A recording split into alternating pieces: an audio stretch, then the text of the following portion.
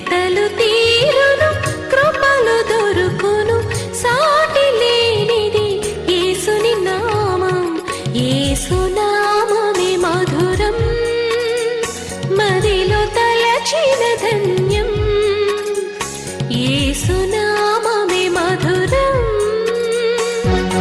ప్రభువునందు ప్రియమైన దేవుని బిడ్డలారా, నేటి వాక్య ధ్యానము కొరకు సహకారం ఇచ్చిన కుటుంబం విజయవాడ సింగనగర్ వాస్తవ్యులు కీర్తిశేషులు ఎర్రగుంట గోపీచంద్ గారి 8వ జ్ఞాపక వార్షికం సందర్భంగా భార్య శ్రీమతి ఎర్రగుంట సంపూర్ణ, కుమార్తెలు శ్రీవిద్య, శ్రీలేఖ, కుమారుడు రూప్చంద్ సహకారాన్ని అందిస్తున్నారు. కుమార్తె వివాహం, పెద్ద కుమార్తె యొక్క వివాహం 26వ తారీఖు ఈ మాసం జరగనయ్యున్నందున కుటుంబము ప్రార్థన సహకారం కోరుతున్నారు. ప్రార్థిద్దాం.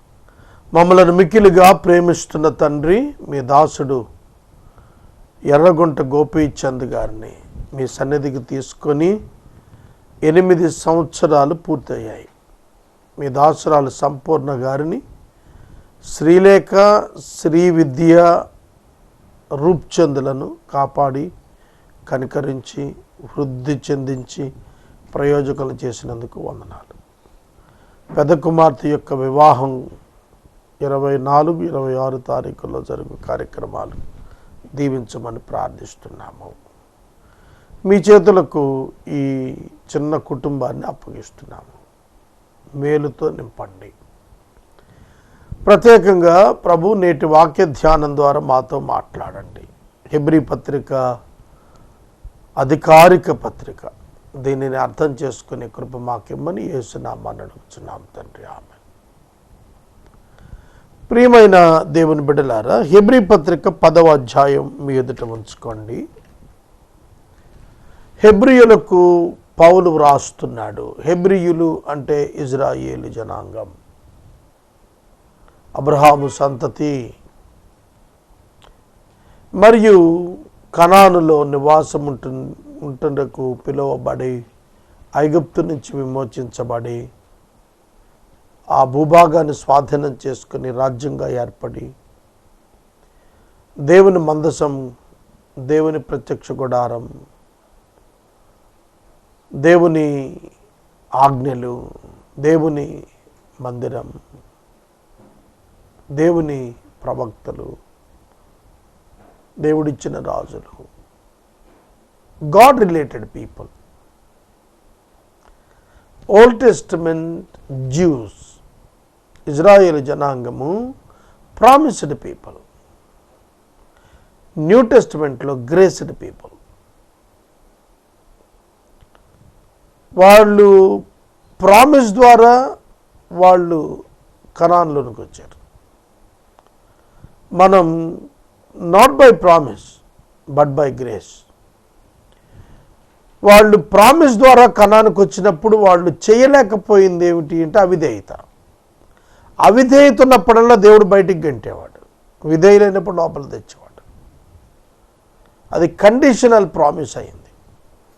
కానీ ఇక్కడ అన్కండిషనల్ గ్రేస్, ఇది వ్యత్యాసం. ఇవాళ వర్తమానం conditional blessings, conditional promises, unconditional grace. Conditional blessings, conditional promises old testament.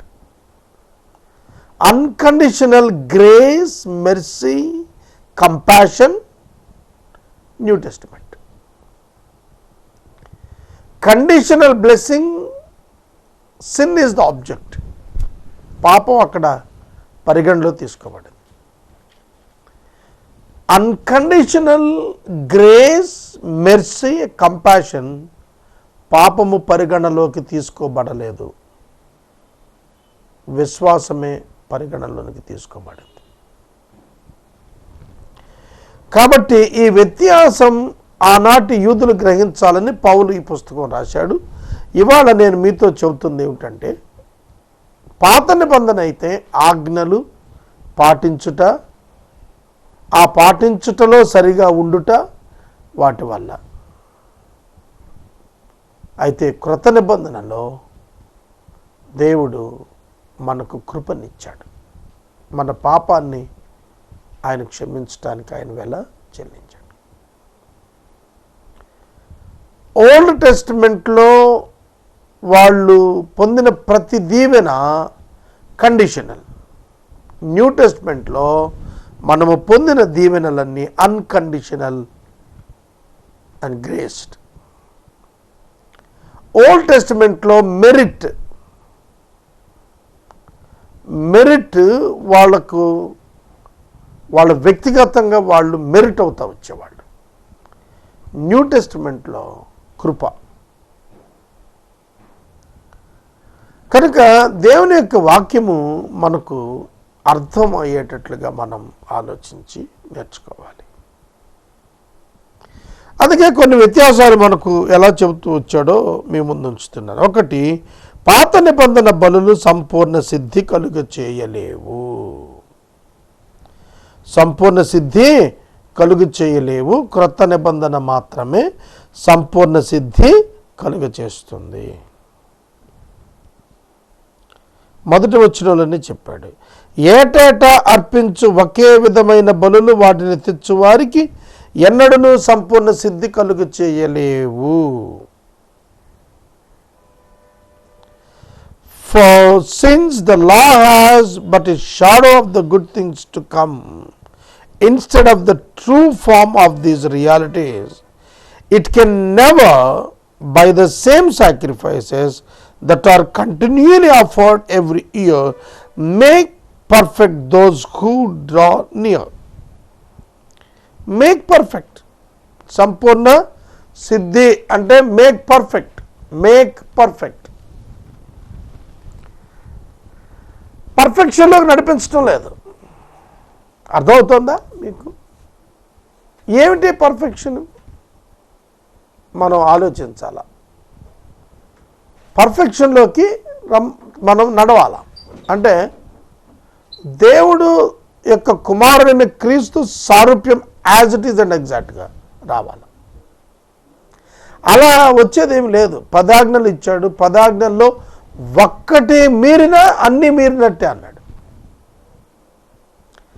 తర్వాత సెరిమోనియల్ లాస్ కొన్ని ఇచ్చాడు. సుమారుగా 700 ఆజ్ఞలు వాళ్ళకున్నాయి. 6000 ఆజ్ఞలు ఆచారాలతో కలుపుకుంటే చేస్తారు వాళ్ళు. Direct commandments, dos and don'ts. Old testament అంతా నిండిపోయింది. వాటన్నింటినీ చేయటం ఎవడి వల్ల కాదు.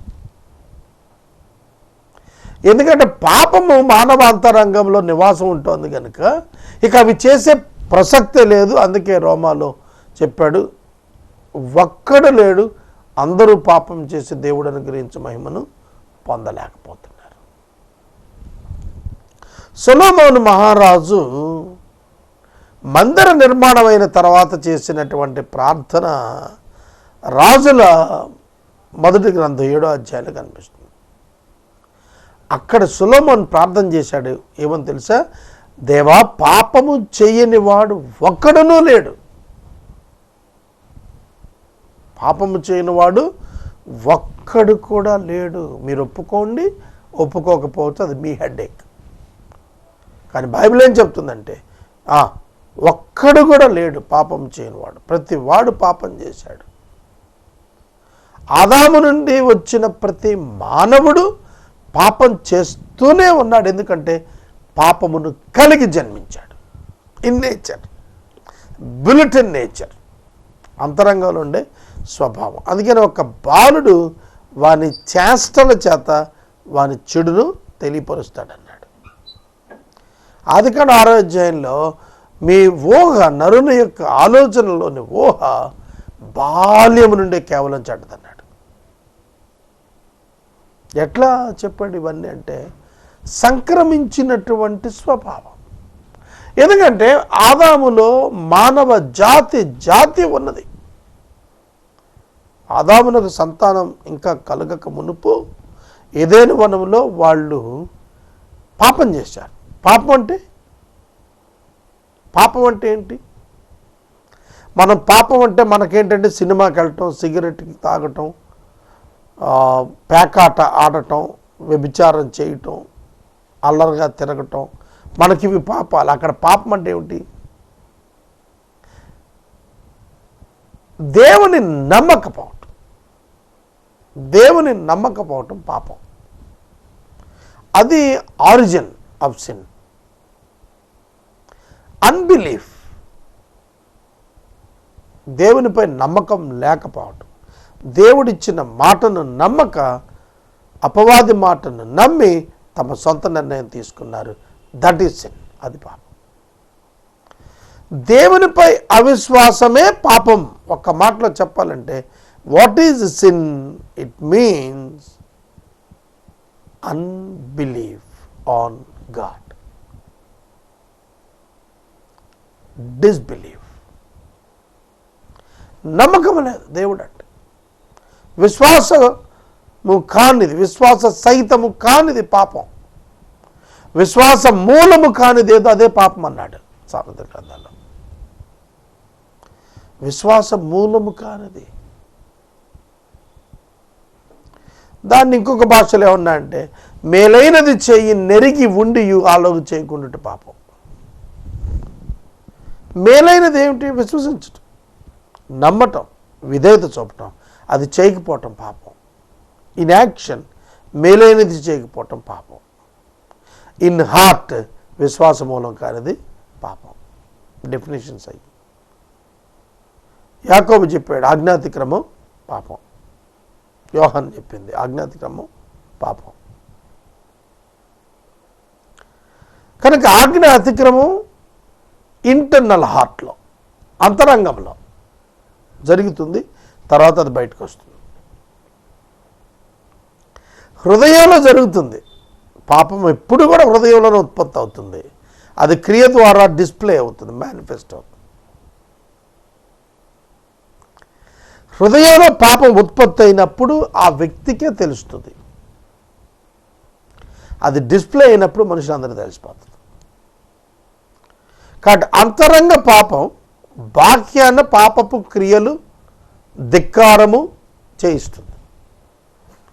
కనుక పాత నిబంధనలు ఏం చెప్పాడంటే సంపూర్ణ సిద్ధి కలుగ చేయలేని పనులు. ఎందుకు సంపూర్ణ సిద్ధి కలుగ చేయలేకపోయాయట? ఏలయనగా 4వ వచనము, ఏలయనగా ఎడ్ల యొక్కయు మేకల యొక్కయు రక్తము పాపములను తీసివేయట అసాధ్యము. For it is impossible for the blood of bulls and goats to take away since. Take away అనేది మీరు అండర్లైన్ చేసుకోవాలి. టేక్ అవే అంటే తీసుకుపోవటం, లేకుండా చేయటం,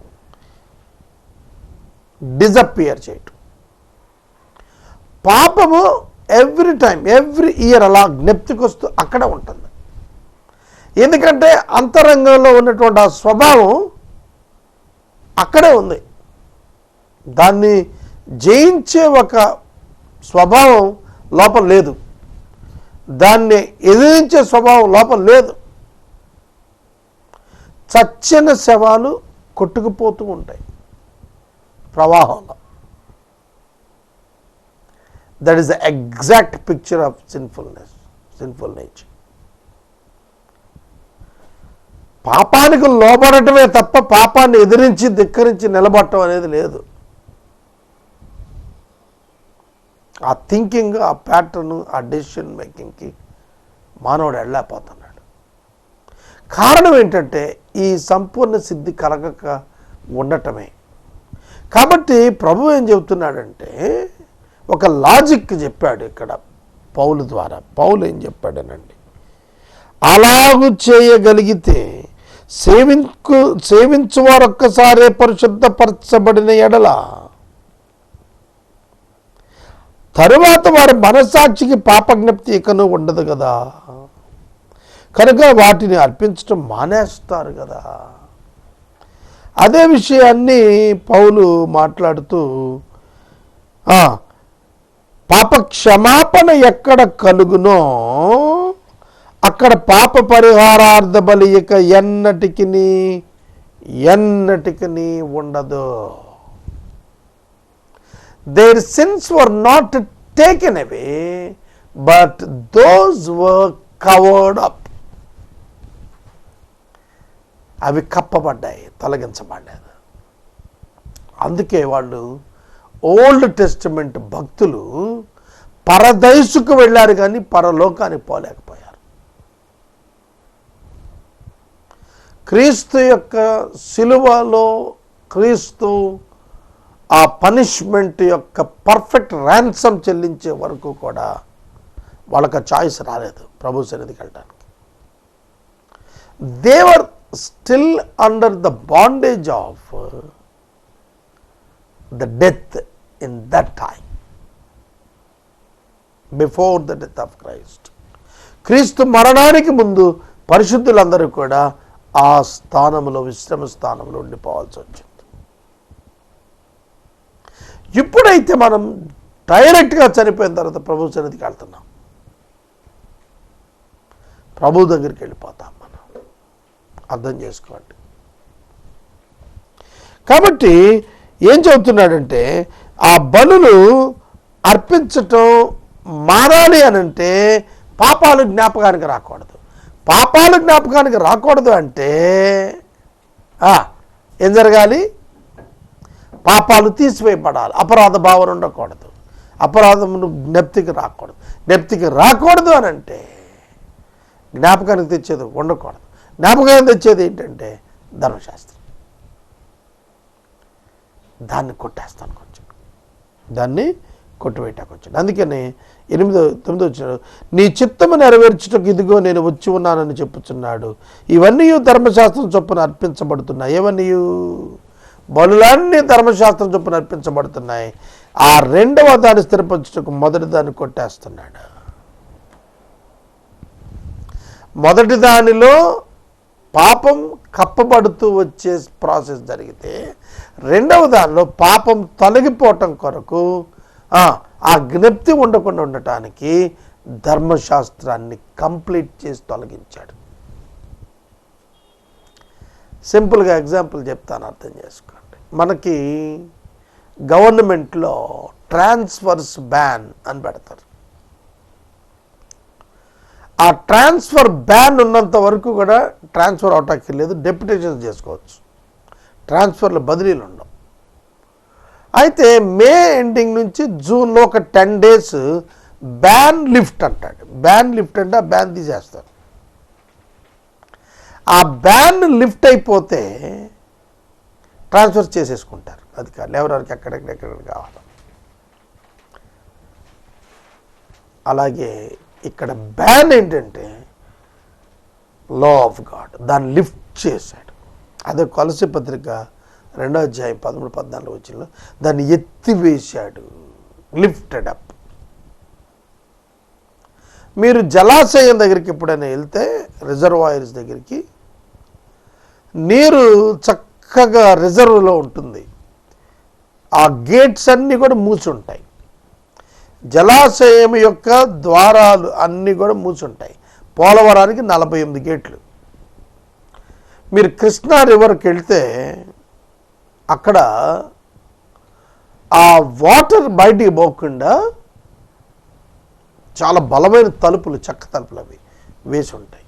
వాటిని తీయటానికి పెద్ద పెద్ద చైన్స్ ఉంటాయి, గొలుసులు ఉంటాయి. అవి లేపితే ఆ తలుపులు పైకి లేస్తాయి.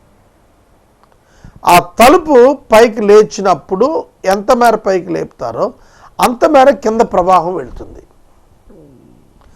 సమ్ టైమ్స్ వరద ఎక్కువ ఉన్నప్పుడు గేట్లు పైకి పూర్తిగా ఎత్తేస్తారు. అప్పుడు బాగా వేగంగా వెళ్ళిపోతుంది. వేగంగా వెళ్ళిపోయినప్పుడు వాటర్ ఫ్లో, వరదలు వచ్చేస్తాయి. సో ఇది ఈ గేట్స్ ఎలా పైకి ఎత్తేస్తే ఫ్రీ అయిపోతుందో అట్లా ఈ బ్యాన్ ఏంటంటే ఈ ధర్మశాస్త్రాన్ని లిఫ్టప్ చేశాడు. ఆ కారణం చేత ధర్మశాస్త్రం లేకపోతే పాపం అంటే ఏంటో ఆరోపించబడదు. ధర్మశాస్త్రం లేకపోతే పాపం అంటే ఏంటో ఆరోపించబడదు. ఇంకొక ఎగ్జాంపుల్ చెప్తాను. మన రోడ్డు మీద ఇండియాలో లెఫ్ట్ సైడ్ నడుస్తాము.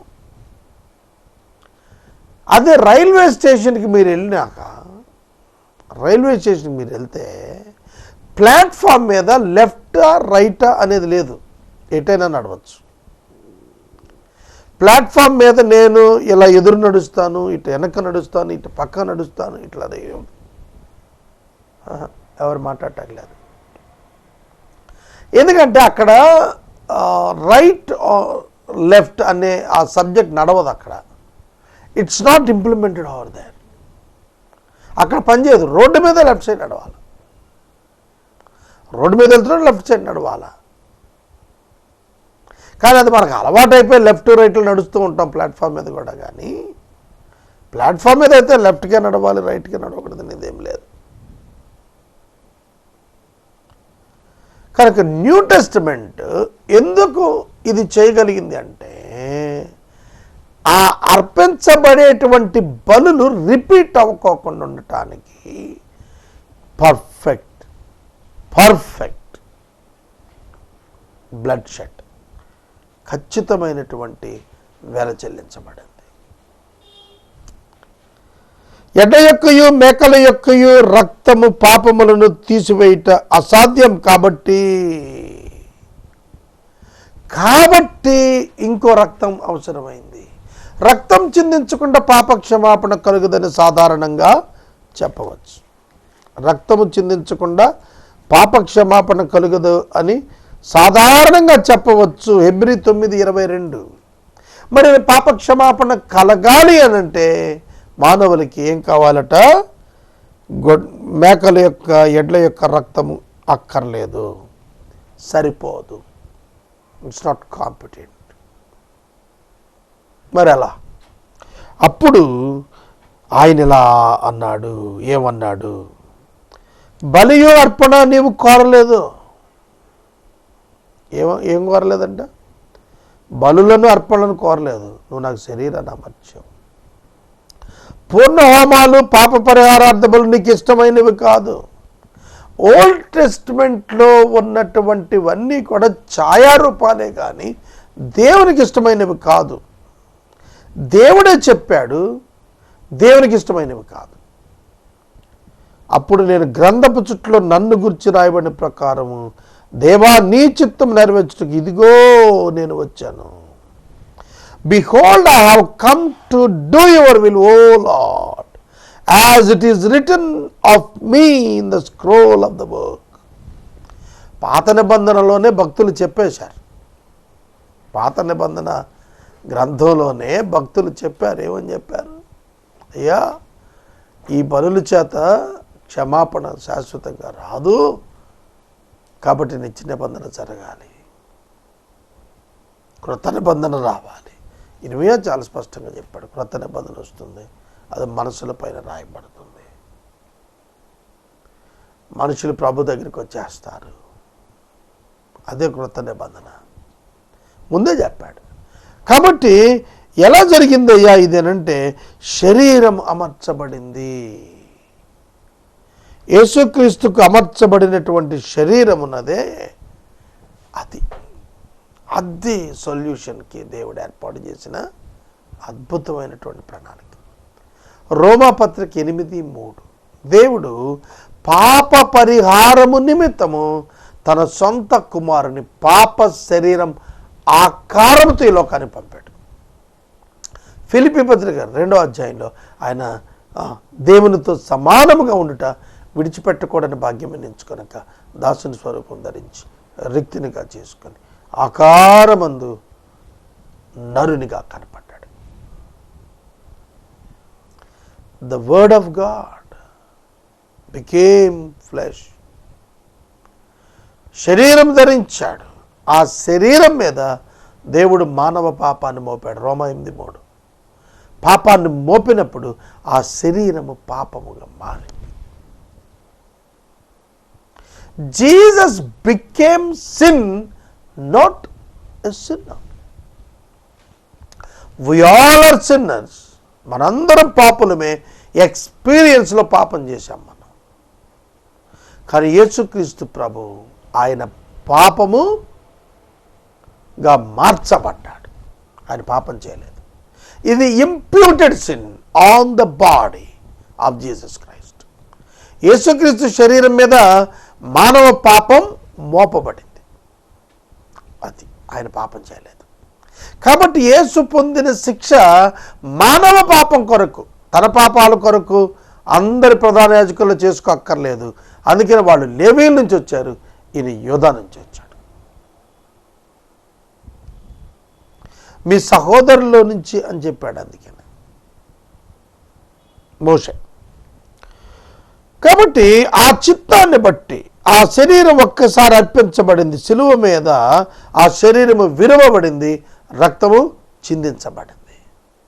ఆ కారణం చేత దైవ చిత్తాన్ని బట్టి మనం పరిశుద్ధపరచబడ్డాము, బడి ఉన్నాము, past tense. And by that will we have been sanctified past tense through the offering of the body of Jesus Christ once for all. ఒక్కసారే. It's a one time programming for everlasting period. శాశ్వత కాలానికి ఒకే పరిష్కారం. The whole human sin was punished on the body of Jesus Christ, and the human were freed from their sin. వారి పాపము నుండి వారు విమోచన పొందారు. వారి పాపము వలన వచ్చు జీతమైన మరణము నుండి విమోచన పొందారు. ఆయన మరణించాడు, ఆయన సిలువలోనే తిరిగి లేచాడు. ఆయన spiritual resurrection is on the same cross. 7వ వచనం అది మనకు రుజువు, 7వ మాట సిలువలో అది రుజువు చెబుతుంది. కనుక మీరు అర్థం చేసుకోవాలి, ఈ 2 నిబంధనలు ఏమిటి, పాతదైపోయింది ఎందుకు, పాతదాన్ని ఎందుకు తొలగించారు, కొత్తదేమిటి అనేది చాలా స్పష్టంగా చెప్పబడింది. ప్రార్థన. నేటి వాక్య ఉపదేశానికి సహకారం ఇచ్చినటువంటి కుటుంబము విజయవాడ సింగనగర్ వాస్తవ్యులు కీర్తిశేషులు Erragunta Gopichand son of Erragunta Jacob Harimohan రావు.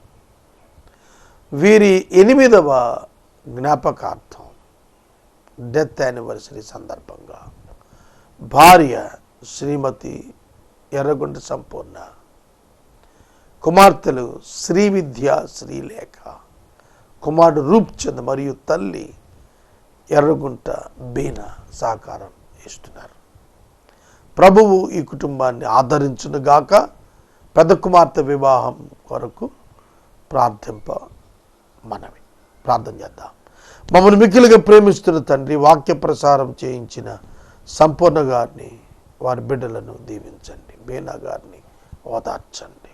ఆమె 3 కుమారులను పోగొట్టుకొని, భర్తను పోగొట్టుకొని బహుదుఖములో ఉన్న మహిళ, ఆవిడను ఆదరించండి.